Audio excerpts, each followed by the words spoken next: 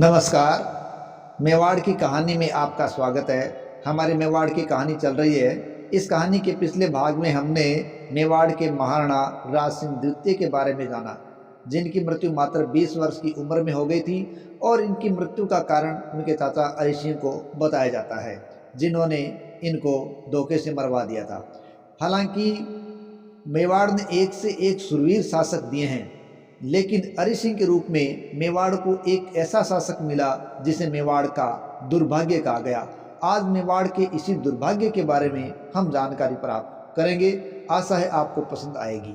यदि हमारी ये जानकारी आपको पसंद आए तो प्लीज़ चैनल को लाइक करें, सब्सक्राइब करें, कमेंट करें और आगे से आगे शेयर करें। देखिए, महाराणा अरि सिंह महाराणा जगत सिंह द्वितीय के पुत्र थे और प्रताप सिंह के भाई थे। प्रताप सिंह का पुत्र राज सिंह द्वितीय था, जो जलपाई में मरा। उसको मारने वाले चाचा अरि सिंह ही बताए जाते हैं।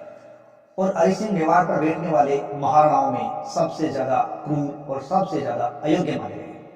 ये मेवाड़ के महान सिसोदिया वंश के लिए एक दुर्भाग्य के संकेत थे, या यूं कहें कि मेवाड़ का दुर्भाग्य ही कौन था? अरि सिंह था। ये बहुत हठी, क्रूर, क्रोधी, स्वार्थी, अभिमानी थे। इनको अपने चटुकारों पर बहुत ज्यादा विश्वास था और मेवाड़ के हितैषी सामंतों की बातों को ये नजरअंदाज करते आए। यानी अब तक जो मेवाड़ के हितैषी सामंत थे, जिनमें प्रमुख नाम लिया जाए तो जतर सिंह तुड़ावत, रतन सिंह तुड़ावत, सत्तावत, ये मतलब ऐसे लोग थे जिन्होंने मेवाड़ को अग्रणी स्थान दिलाने के लिए अपने आप को बलिदान कर दिया।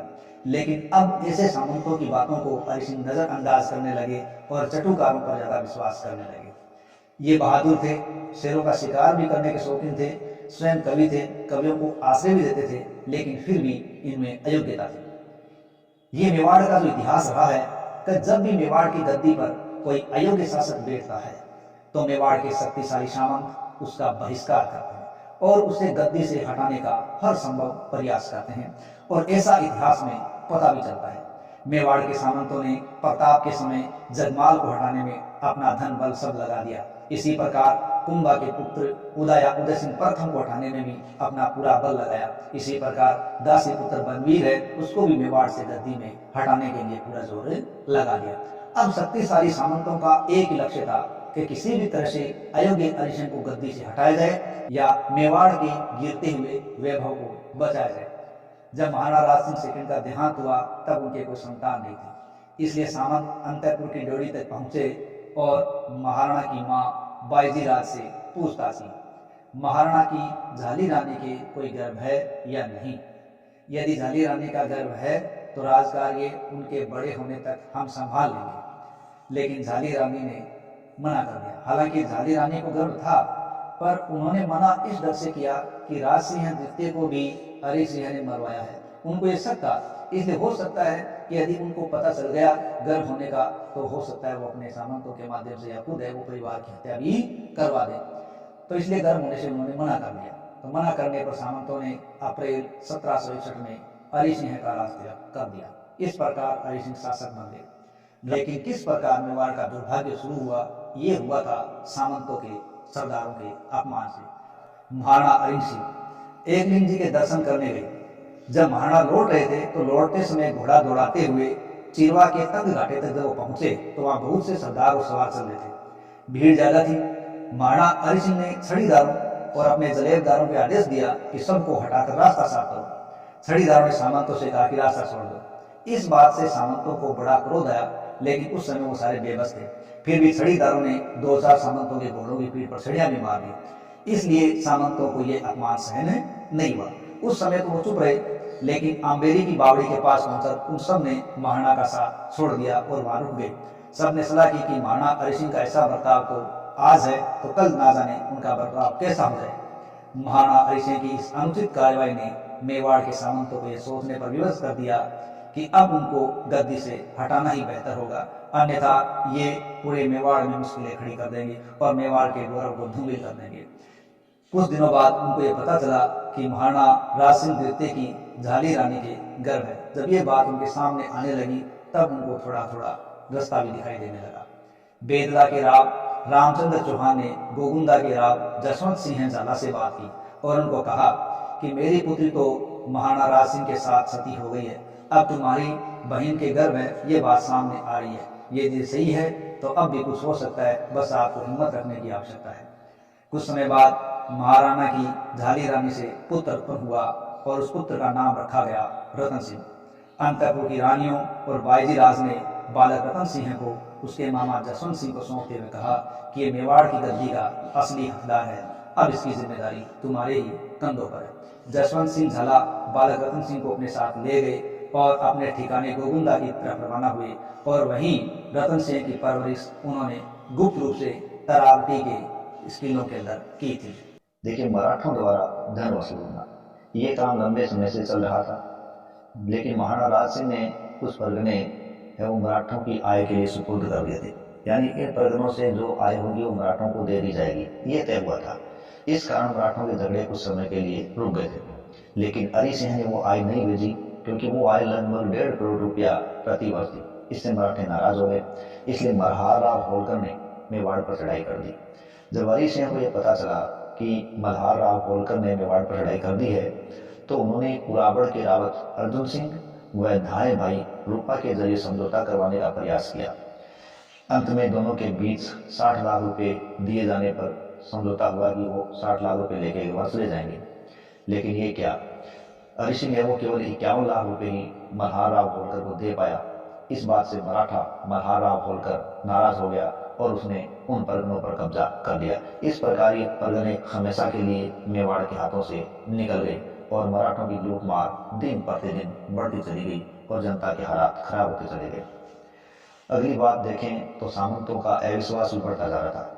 देखिए, मेवाड़ के जो बागौर के ठाकुर थे अमरचंद बड़वा, उनको जब मेवाड़ के पद पर नियुक्त किया गया था तो वो एक अच्छे प्रबंधक थे और मेवाड़ के इलाके में वो एक चाणक्य की तरह जाने गए। उन्होंने मेवाड़ की हालत सुधारने के लिए बहुत सा प्रबंध किया। लेकिन अब हरि सिंह ने अमरचंद बड़वा को हटा दिया और जसवंत राव पंचोली को मेवाड़ में ठाकुर नियुक्त कर दिया। अब बहुत से सामंत है वो इस बात से नाराज थे और हरि सिंह की गतिविधियों से भी वो नाराज थे, लेकिन हरि सिंह ने इनको मनाने की बजाय इनका दमन करने की नीति ही अपनाई और अपना बल दिखाने के लिए महाराणा ने गुजरात और सिंध से मुस्लिम सैनिकों की टुकड़ियां बुलानी शुरू कर दी और अपने यहाँ करना शुरू कर दिया। इससे सामंत और नाराज हो गए। इसके अलावा हरि सिंह ने बागौर के महाराणा नाथ सिंह की हत्या करवा दी। देखो, महाराणा नाथ सिंह है वो जगत सिंह सेकंड के भाई थे और प्रताप सिंह को कैद करने में जगत सिंह का पूरा सहयोग उन्होंने किया था। लेकिन हरि सिंह को अब इनसे डर लग रहा था, क्योंकि मेवाड़ के अंदर नाथ सिंह की अच्छी चलती थी और उनका प्रभाव भी अच्छा था और दूसरा वो जगत सिंह द्वितीय के भाई भी ठहरे थे। अब उनके पास बागौर का इलाका था और साथ ही साथ मारवाड़ के शासक थे अभय सिंह, वो इनके अच्छे मित्र थे, इसलिए ये काफी प्रभावशाली थे। हरि सिंह इनको रास्ते से हटवाना चाहते थे, मरवाना चाहते थे, इसलिए उन्होंने भैंसरोड के रावत लाल सिंह को यह काम सौंपा और लाल सिंह ने पूजन करते हुए नाथ सिंह की छाती पर कटार फेंककर उनकी हत्या कर दी। इस घटना के कुछ दिनों बाद ही रावत लाल सिंह की मृत्यु हो गई थी। तो ये मेवाड़ के अंदर एक असंतोष उत्पन्न कर रही थी। इसी प्रकार सलूबर के रावत जोधा सिंह चूड़ावत की भी हत्या करवाएगी। देखिए, नाथ सिंह के बाद उन्होंने मेवाड़ की लगातार सेवा की थी और सेवा में रहकर चूड़ावत सरदार है वो हमेशा से मेवाड़ के साथ रहते आए थे। लेकिन अब चूड़ावत सरकारों को भी ये हटाना चाहता था, क्योंकि हम देख रहे हैं जयतर सिंह चूड़ावत, रतन सिंह चूड़ावत, जिन्होंने मेवाड़ में काफी नाम कमाया था। लेकिन अब जोधा सिंह चूड़ावत है वो हरि सिंह के समय प्रमुख सामंत थे और वो हरि सिंह के कार्यों के खिलाफ थे, इसलिए वो इनको रास्ते से हटाना चाहते थे। रावत जोधा सिंह अपने ससुराल मोही जाने वाले थे और महाराणा हरि सिंह को यह पहले पता चल गया कि जोधा सिंह अपने ससुराल मोही जाने वाले हैं, तो वो पहले ही नाहरमगला पहुंच गए, क्योंकि मोही जाने का रास्ता वहीं से जाता था। इस प्रकार दोनों की रास्ते में मुलाकात हो गई और जोधा सिंह ने महाराणा से मिले बगैर जाना उचित नहीं समझा। हालांकि वो नाराज थे, लेकिन महाराणा उनको क्या हुआ, एकांत में ले गए और पान की बीड़ी उनको निकाल कर दे दी। अब सलूबर के रावत जोधा सिंह को ये मालूम था कि इसमें जहर है, लेकिन फिर भी मालिक है तो उनको वो लेना स्वीकार करना पड़ा। हालांकि उसने पान की बीड़ी लेते हुए कहा, आप चिरायु हूँ, सेवकों के प्राण मालिक के खेर पाई के लिए ही होते हैं। और कुछ समय बाद जोधा सिंह की मृत्यु हो गई। जोधा सिंह सामंत की छतरी नाहरमोगरा के पास आज भी बनी हुई है। इस प्रकार एक के बाद एक वफादार सामंत जिनके कांधों पर मेवाड़ की एक प्रकार से सुरक्षा और व्यवस्था थी, वो एक के बाद एक दम तोड़ते गए और हरि सिंह को रास्ते से हटाते गए और मेवाड़ को दुर्भाग्य के रास्ते पर धकेलते चले गए। महाराणा हरि सिंह की गतिविधियों से सामंत क्रोधित हो चुके थे। ऐसे पाप ये थे जो हरि सिंह ने किए थे, इसलिए उसको राजगद्दी से हटाने के लिए काफी थे। तो सभी ने मिलकर उनको राजगद्दी से हटाने का निर्णय निश्चित कर लिया और गोगुंदा के झाला जसवंत सिंह, जो कि कुंवर रतन सिंह को गुपचुप तरीके से पालन पोषण कर रहे थे, उन्होंने कुंभलगढ़ में महाराणा घोषित कर दिया कुंवर रतन सिंह को। बसंतपाल देवपुरा को उनका प्रधानमंत्री बनाया गया। तो कुंवर रतन सिंह को जब महाराणा घोषित किया गया तो भिंडर, देवगढ़, सादड़ी, गोगुंदा, बेदला, कोठारिया आदि के सामंत उनके साथ आ गए और वो मददगार बने और उन्होंने रतन सिंह को महाराणा मान लिया। लेकिन दूसरी तरफ सलुम्बर, बिजौलिया, कानोड़, आमेर, बदनौर, घारेणा ये 6 प्रथम श्रेणी के ठिकाने थे जो हरि सिंह के साथ रहे। इसके अलावा कोटा के झाला जालिम सिंह भी हरि सिंह के साथ आकर मिल गए, जिससे महाराणा हरि सिंह की ताकत बढ़ गई। इस समय झाला जालिम सिंह से बढ़कर कोई भी कूटनीतिज्ञ और राजनीति के पूरे मेवाड़ में नहीं था। वो बहुत बड़े कूटनीतिज्ञ थे। वो अंग्रेज, फ्रांसीसी, मराठी सभी से मिला के चलते थे। महाराणा ने देलवाड़ा के राघवदेव को भी अपनी तरफ मिला लिया। शाहपुरा के राजा उमेद सिंह को भी कासोला का परगना देकर अपनी तरफ मिला लिया और बाद में बनेड़ा के राजा राय सिंह भी उनके साथ आकर मिल गए। इससे उनकी ताकत बढ़ गई। अब देखिए, दोनों पक्ष है वो मराठों की मदद के लिए चलते हैं। देवगढ़ के रावत जसवंत सिंह चुड़ावत हरि सिंह के खिलाफ सबसे आगे थे। तो उन्होंने अपने पुत्र राघवदेव को माधवराव सिंधिया के पास भेजा कि वो उनकी मदद करें। माधवराव सिंधिया ने 1.25 करोड़ रुपए में उनकी सहायता करने का वादा कर दिया। अब इस तरह माधवराव सिंधिया पेशवा है वो मराठों के लेकर जसवंत सिंह के साथ हो लिया। इधर दूसरी तरफ हरि सिंह भी चाहता था कि मराठी उसका साथ दे, तो इसलिए हरि सिंह महाराणा ने अपने सिपासालार सामंत जालिम सिंह और अगरचंद को पेशवा के अफसरों के पास भेजा। पेशवा के अफसर थे रघु पाएगिया और दोलामिया। इनसे जब हरि सिंह के सामंतों ने, जालिम सिंह और अगरचंद ने बातचीत की तो इन अफसरों ने पेशवा को समझाया कि वो रतन सिंह का साथ न दे।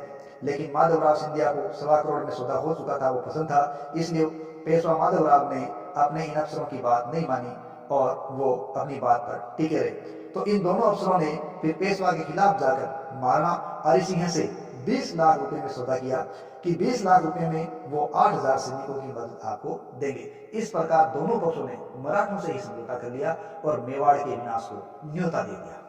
महाराणा हरि सिंह को लगा कि देलवाड़ा के राघवदेव के कारण है पेशवा उनकी बात नहीं मान रहे हैं, तो उन्होंने हरि सिंह ने सिंधी मुस्लिमों को कहकर राघवदेव को मरवा दिया और सिंधी मुस्लिमों ने उसको 2 टुकड़े कर मार डाला।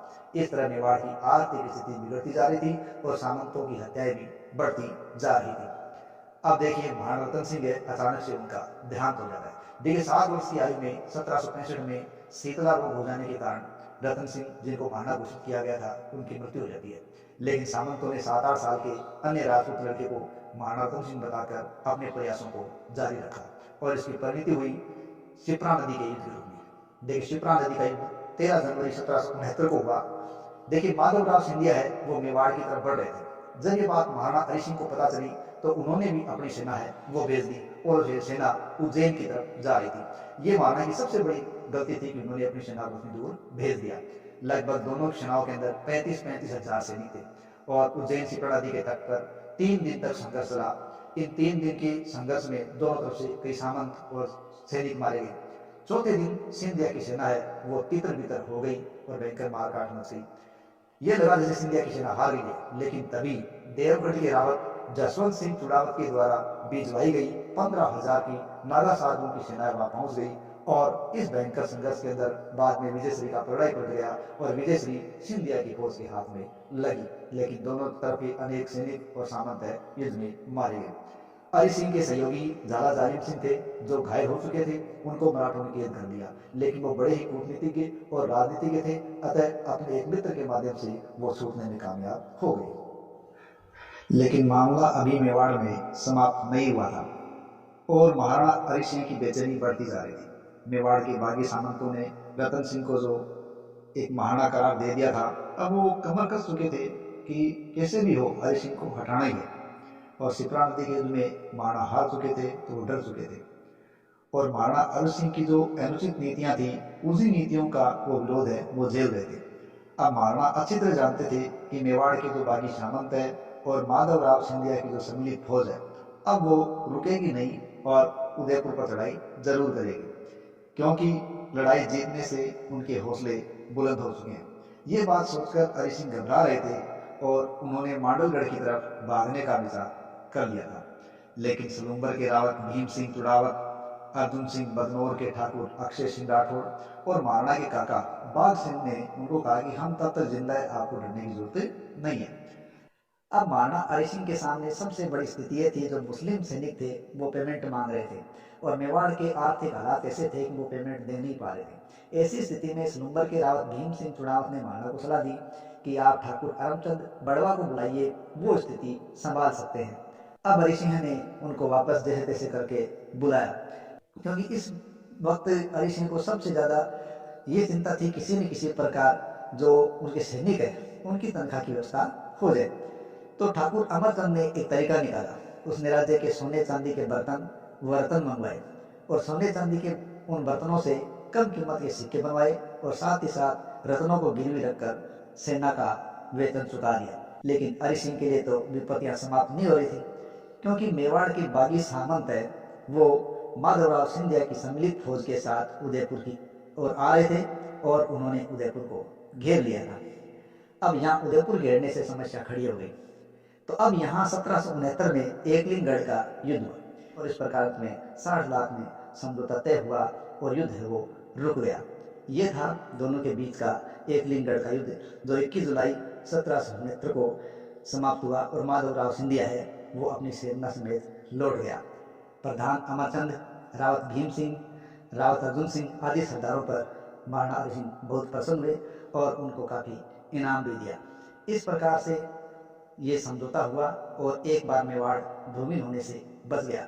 सितंबर 1769 को महाराणा हरि सिंह कृष्णगढ़ के राजा बहादुर सिंह राठौड़ की पुत्री से विवाह करने हेतु गए और लौटते समय राजा बहादुर सिंह से कुछ धन उनको मदद के तौर पर मिला था। ये धन ही उन्होंने वापस आकर सिंधी सिपाहियों को वेतन के रूप में दिया और एक बार ही अपना कुछ समय के लिए काम चलाया। लेकिन ये शांति ज़्यादा लंबे समय तक नहीं रही और जनवरी 1770 में टोपला गांव की लड़ाई फिर होगी। देखिए, मेवाड़ के बागी सामंतों ने माधवराव सिंधिया के साथ जब मेवाड़ पर लड़ाई की और सिंधिया द्वारा जब संधि कर ली गई तो वो नाराज हो गए और अब देवगढ़ के रावत जसवंत सिंह के पुत्र राघव देव और भिंडर के महाराज मोहकम सिंह सत्तावत ये सामंत जयपुर से महापुरुषों यानी नागा साधुओं की सेना लेकर बड़ी संख्या में सेना ली और बागी सामंतों ने मेवाड़ पर फिर चढ़ाई कर दी। लेकिन हरि सिंह है अब वो फौज को लेकर आगे आ चुके थे और इस संघर्ष के अंदर नागा शासकों के साथ जो संघर्ष हुआ था उसमें हरि सिंह ने खुद भी बहुत बुरी तरीके से मारकाट मचाई थी, क्योंकि हरि सिंह है वो भालना और बर्छा चलाने में बहुत ज़्यादा माहिर थे। इसलिए उन्होंने इतनी मारकाट मचाई कि दुश्मनों के छक्के छुड़ गए और उस वक्त जो घोड़ा उनके पास था उस घोड़े का नाम भी चेतक था। उस पर चेतक पर बैठे हुए उन्होंने हमला किया, जबरदस्त हमला किया। सिंधी जमादारों मुसलमानों को भी उनको देखकर जोश आ गया, उन्होंने भी पूरे जोर से हमला कर दिया। इसी तरह महाराणा के साथ ही राजपूतों ने भी जबरदस्त हमला बोला और इस संघर्ष के अंदर जो नागा साधु है बहुत ज़्यादा मारे गए, उनको भागना पड़ा और बाकी साधु जो सामंत थे सरदार थे उनको भी भागना पड़ा और इस बार विजय सरी है वो हरि सिंह के हाथ लगी और कुछ समय के लिए मेवाड़ पर शांति स्थापित हो गई। 1770 की टोपला गांव की लड़ाई में हार जाने के बाद भी बागी सामंत नहीं माने और वो एक बार फिर अप्रैल 1771 में गंगार युद्ध लड़ा और ये बागी सामंत है वो जयपुर के नागा साधुओं को लेकर दोबारा मेवाड़ की ओर चढ़े और गंगार नामक स्थान पर दोनों की सेनाएं आमने सामने हो गई। इस संघर्ष के अंदर हरि सिंह है उसने भयंकर युद्ध कौशल का परिचय दिया, क्योंकि वो बादशाह भाला चलाने में बहुत खतरनाक थे। तो उन्होंने अपने बच्चों के द्वारा इस प्रकार की मारकाट मचाई तो उन्होंने अनेक सामंतों को साथ ही साथ नागा साधुओं को जोगियों को भयंकर तरीके से काटा मारा।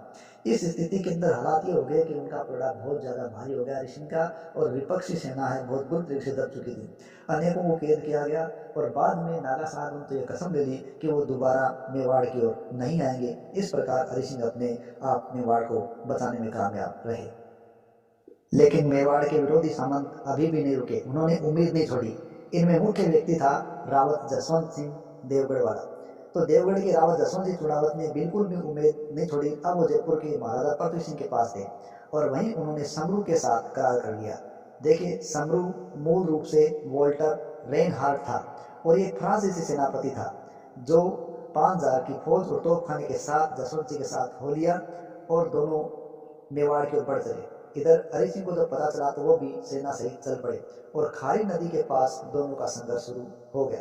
दोनों तरफ से संघर्ष शुरू हुआ, लेकिन इधर किशनगढ़ के राजा बहादुर सिंह राठौड़ को इसका पता चला और वो वहां आए और महाराणा हरि सिंह और समरू के बीच समझौता करवा दिया। दरअसल किशनगढ़ के राजा बहादुर सिंह राठौड़ हरि सिंह के ससुर थे और समरू के मित्र थे। तो उस प्रकार राजा बहादुर सिंह के कहने से दोनों के बीच समझौता हो गया और विरोधी सामंत फिर मुंह लटकाकर रह गए। 1772 में रतन सिंह के खिलाफ हरि सिंह खुद है वो संघर्ष के लिए निकले। महाराणा हरि सिंह संघर्ष के लिए निकले और अपने साथ रावत भीम सिंह को लिया और उन्होंने नकली रतन सिंह, जिनका कब्जा चित्तौड़गढ़ कुंभलगढ़ पर था, वहां अपने अभियान चलाए और हरि सिंह है उनका अधिकार चित्तौड़गढ़ पर भी हो गया। वो आगे बढ़े और गोड़वाड़ पर भी उन्होंने कब्जा कर लिया। गोड़वाड़ पर कब्जा करने के बाद हरि सिंह ने जोधपुर के राजा विजय सिंह से फौजी मदद मांगी और 3000 की फौजी मदद के बदले गोड़वाड़ फड़कने की आय जोधपुर को देने का वादा किया, लेकिन जोधपुर के महाराज ने बाद में गोड़वाड़ पर पूरी तरीके से कब्जा कर लिया। लगातार के संघर्षों से महाराणा हरि सिंह का पारा चढ़ चुका था।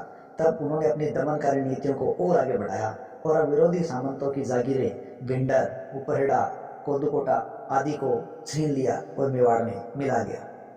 क्योंकि मेवाड़ के महाराणा हरि सिंह अपने क्रूर रवैये के कारण प्रसिद्ध थे और विरोधी सामंतों के दमन के चलते अब आठवों के सरदार बाबा गुमान सिंह पुरावत के खिलाफ चढ़ चले। गुमान सिंह वीर शिरोमणि महाराणा प्रताप के पुत्र पूर्णमल जी के वंशज थे और हरि सिंह है अब उनको जीवित पकड़कर अपमानित करना चाहते थे। लेकिन गुमान सिंह ने क्या किया? गुमान सिंह ने अपने साथियों समेत लड़ाई के लिए तैयारी की, दुर्ग के दरवाजे खोल दिए और गुमान सिंह स्वयं को आग के हवाले करके तलवार लेकर महाराणा की सेना पर टूट पड़े और भयंकर संघर्ष हुआ। अंत में महाराणा हरि सिंह ने उन पर गोली चला दी और गोली चलाने से वो गुमान सिंह वीर गति को प्राप्त हुए और इस प्रकार आठवों की जागीर उनको प्राप्त हो गई और उन्होंने गुमान सिंह की आठवों की इस जागीर को ठाकुर अमरचंद को दे दिया। महाराणा हरि सिंह के लगभग 8 रानियां बताई जाती है और इनके 2 पुत्र कुंवर हमीर सिंह हैं और कुंवर भीम सिंह हुए, जो एक के बाद एक इनके बाद गद्दी पर बैठे थे। अब बात आती है मेवाड़ के महाराणा हरि सिंह की हत्या की बात। देखिए, 1770 में बूंदी के राव राजा उमेद सिंह हड़ा ने अपने जीते जी अपने पुत्र अजीत सिंह को बूंदी का शासक बना दिया और राव अजीत सिंह हड़ा के विरुद्ध मीणे लोग उत्पात मचा रहे थे। अब इन मीणों से निजात पाने के लिए राव अजीत सिंह अच्छा किला बनवाना चाहते थे और ये मेवाड़ के गांव बिन हटा पर वो किला बनाना चाहते थे। इसके लिए महाराणा हरि सिंह से उन्होंने इजाजत मांगी, लेकिन महाराणा ने इजाजत नहीं दी। तो महाराणा के विरुद्ध जाकर राव अजीत सिंह ने उसी गांव में किला बनवा दिया और अपना एक किलेदार वहां नियुक्त कर दिया। और महाराणा हरि सिंह ने क्या किया? ठाकुर अमरचंद बड़वा को भेजकर उनको समझाया, पर वे नहीं माने और अमरचंद ने बूंदी के राव अजीत सिंह को बहुत कुछ सुना दिया। तो इस प्रकार दोनों के बीच विरोध बढ़ा। लेकिन कुछ समय बाद महाराणा हरि सिंह जब अमरगढ़ किले पर थे तो राव अजीत सिंह वहां आ गए और दोनों के बीच थोड़ा मनमुटाव था, वो थोड़ा दूर हुआ और वहां रहते हुए शिकार के एक दिन का प्रोग्राम बनाया गया और शिकार पर जब दोनों चले गए, क्योंकि महाराणा हरि सिंह शिकार के शौकीन थे, तो वही शिकार के रास्ते में ही मौका देखकर अजीत सिंह हड़ा ने घोड़े पर बैठे बैठे एक बच्चे से महाराणा हरि सिंह की छाती पर वार कर दिया। और अजीत सिंह ने जब ये काम किया तो छड़ीदार रूपा, जो कि महाराणा का छड़ीदार था, उसने जोरदार छड़ी घुमाई जो अजीत सिंह के सिर पर लगी, वो भी बेहोश हो गए और महाराणा हरि सिंह का तो देहांत हो गया और उसके कुछ दिनों बाद ही राव अजीत सिंह का देहांत भी हो गया। तो ये माना गया कि उस छड़ी से उनको घाव लगा जो कभी भर नहीं पाया। इस प्रकार हरि सिंह का अंत हुआ।